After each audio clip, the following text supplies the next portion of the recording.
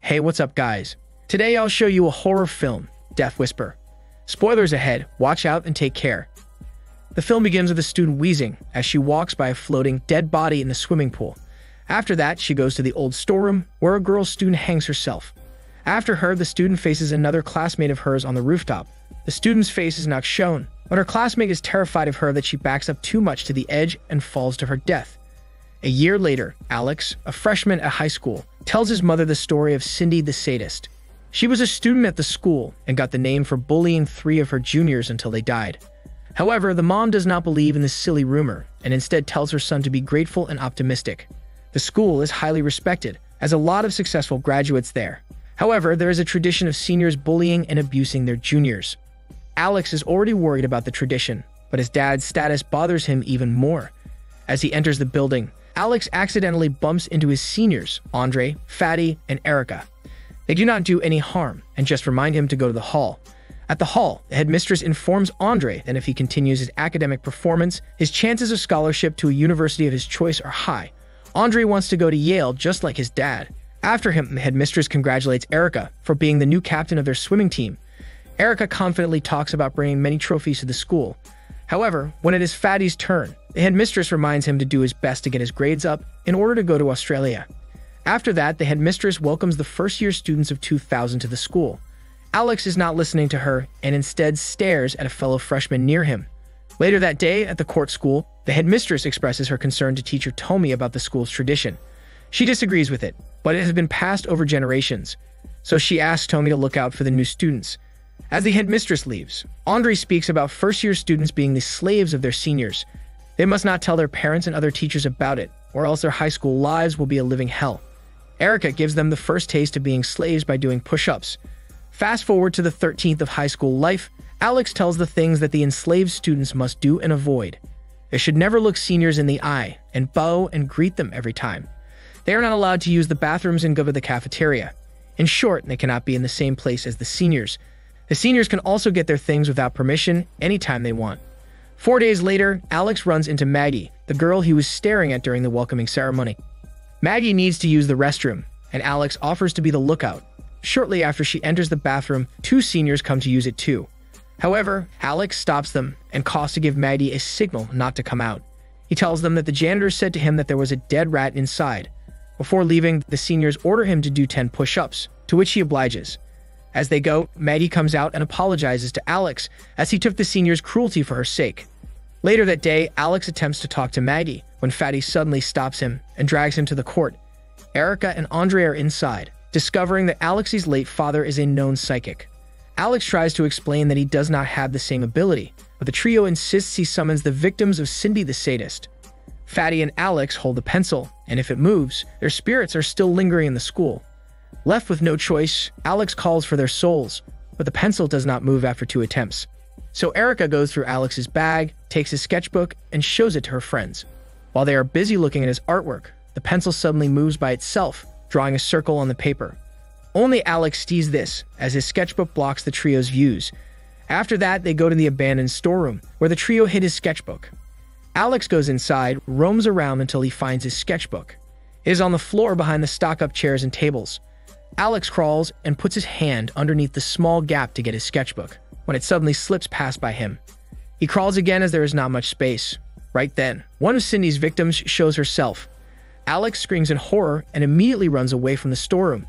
Fast forward to the 30th day, Fatty goes to the locker room of the swimming team and slips his love letter into Erica's locker. Meanwhile, teacher Tommy instructs Alex to collect the balls as PE class is over. Alex stays behind to collect the balls when the lights suddenly go out. He dismisses that and prepares to leave as he has collected all the balls when he hears a ball bouncing on the floor. Then, more balls bounce toward him. Alex drops the balls and attempts to leave as he passes by Cindy's victim. However, one suddenly shows up in front of him. So Alex frantically runs away from the court, accidentally bumping into Fatty and Andre. Alex apologizes and tries to explain, but Fatty punches him in the stomach. Later that day, Alex attempts to ditch classes when Maggie shows up with his sketchbook. Pissed off by the continuous bullying, Alex suspects Maggie of working for the seniors. This offends her, but Alex quickly apologizes for his language. As they are starting to get to know each other, the bell suddenly rings, so they part their ways. Meanwhile, while Fatty is in his English class, he experiences creepily strange. The voice in his headphones suddenly says that he will die today and meet his father in hell. Then his classmates look at him and repeatedly mutter the same thing. Creeped out, Fatty removes his headphones, confusing his teacher and classmates. He goes to the bathroom to calm himself with water. He sees Erica standing nearby, holding his love letter as he gets out. Erica just smiles and walks away, so Fatty follows her until they reach the rooftop. However, Erica continues walking and stops at the edge, worrying Fatty. Although confused, Fatty stands beside her and looks down at the ground where he sees Erica walking. Their eyes meet, and fear immediately strikes Fatty, so he slowly looks beside him when he hears a wheezing sound. Fatty screams in horror as he faces Cindy the sadist, but she quickly pushes him to the edge. Erica can only gasp in shock, while the other students come out of their classroom and clamor around Fatty's body. Alex looks up and finds Cindy's victims standing at the edge. 5 days later, after his death, Erica lashes out her fellow seniors for bad-mouthing Fatty. Andre immediately stops her, as he knows that Fatty would never kill himself. Their discussion is interrupted by Alex, who gives Erica her history assignment. Erica takes it and shoos him away without even a thank you. Teacher Tomi instructs Alex to remove his necklace during their basketball class before playing. However, he refuses as it is from his late father, so Teacher Tomi orders him to do 10 laps and go to the headmistress after. After doing the laps, Alex walks to the headmistress's office when the trophy cabinet's glass suddenly slams by itself and the broken glasses scatter everywhere on the floor. At the office, Alex finds Maggie, who came late from her class. Alex reluctantly shares that he saw Cindy's victims a couple of times, creeping out Maggie. Alex prepares to convince her when he gets shushed by the staff. So once they are out, Alex shares that Fatty forced him to summon the spirits at their school after finding out that his late father was a psychic. Alex knows he is not like his dad, but he has started seeing ghosts since then. Erica suddenly appears and hits Alex, as she got a low grade for her history assignment.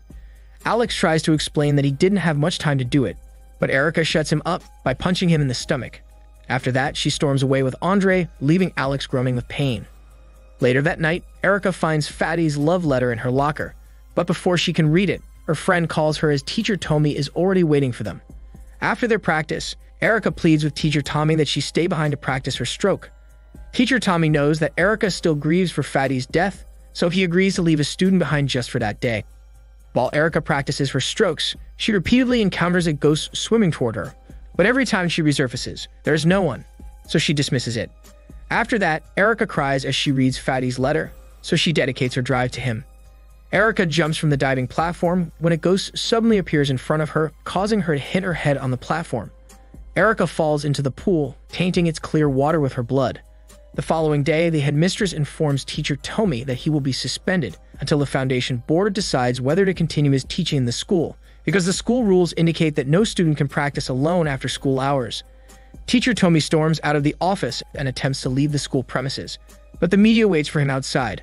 Andre then appears and informs Teacher Tomi that before his friends died, they were both upset with Alex. He adds that Alex is a son of a known psychic, which raises more suspicions about Alex.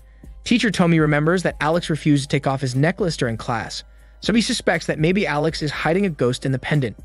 The following day, Alex shares with his mom that he began seeing ghosts in the school. He almost blurts out that he accidentally summoned spirits, but he stops as he sees Maddie from the rearview mirror. Alex immediately bids goodbye to his mom and walks with Maddie. The two decide to skip classes and go to the audiovisual room. As they watch a horror movie from Daniel's CC Movie Channel, Maggie confesses that she does not like watching that kind of stuff. However, she still tries to watch it for Alex.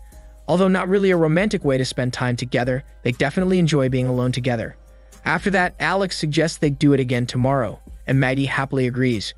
As they part ways, Andre suddenly grabs Alex and takes him outside. Andre forcefully takes his necklace, repeatedly beats him, and warns him that he will prove that Alex is responsible for Fatty and Erica's deaths. The following day, Alex's mother angrily goes to the headmistress's office with him. Alex shows the bruise on his stomach from Andrew's beating. Andre remains silent as the headmistress talks to him, so she has no choice but to cancel his scholarship recommendation letter. This enrages Andre as he needs it, and his dad will surely beat him. However, the headmistress firmly says no and gives him the punishment. After the meeting, Alex goes to the audio-visual room, but instead of finding Maggie, he sees an interview playing on the TV. It shuts off and turns on repeatedly until Alex sees Sydney's victim's reflection on the TV. Alex quickly looks behind him, but the room is empty. However, Alex finds the victims standing right behind him as the interview finishes. Alex screams in horror and quickly runs away when Maggie shows up. Alex shares that he saw the three ghosts again, but they are the only people in the hallway. Maggie brings up that he ditched her, so Alex has to explain. His mother saw his bruise from Andrew's beating, and they had a meeting at the headmistress's office. Suddenly, the victims show themselves again, and they point to the library strangely. The two go to the library, but the seniors are there, so they have to leave. As they walk away, Alex decides to investigate, as two students have been dead ever since he summoned them. Later that night, Alex bribes the guard so he can investigate. Shortly after, Maggie shows up, and the two enter the library, unaware that Andre is also at the school premises, searching for Alex. They take the 1990 yearbook and look for the pictures of the victims. However, Alex soon discovers that the victims were actually second-year students, confusing him a lot. But that is not all. Alex also finds a picture of Maggie in the yearbook, with her real name Margaret Cindy. Alex looks beside him, and Maggie is not there. Instead, he finds the three victims in the room with him. Simultaneously, Maggie reveals herself to Andre, who immediately screams in horror upon seeing her. Andre is in an abandoned classroom, and Maggie uses her powers to hurt him. Shortly after, Alex comes running and takes Maggie's attack. Despite that, Alex confesses that he knows the truth. The victims told him about it. They were Maggie's seniors, and they continuously abused her by taking her inhaler and making her run. However, it was too much for Maggie, and she died wheezing, gasping for air. However, her seniors did not even take her to the clinic or the hospital, but just left her body in the school facility. That's why she took revenge and killed them all. Maggie shed blood tears as she shares that only Alex makes her feel that she is not alone. She is a wandering ghost in the school. When Alex saw her on the first day, she was happy. She then lifts up Andre in the air and prepares to kill him using the ceiling fan. But Alex stops her and convinces her that he will end the tradition and clean her name. Maggie puts down Andre and suddenly vanishes. The film ends with Alex welcoming a new student to his sketch club. He informs them that the old tradition does not apply anymore, and all students are now equal. He then goes out and finds Maggie walking among the crowd, her soul finally in peace. This is Daniel CC Movie Channel. Stay safe and enjoy your day.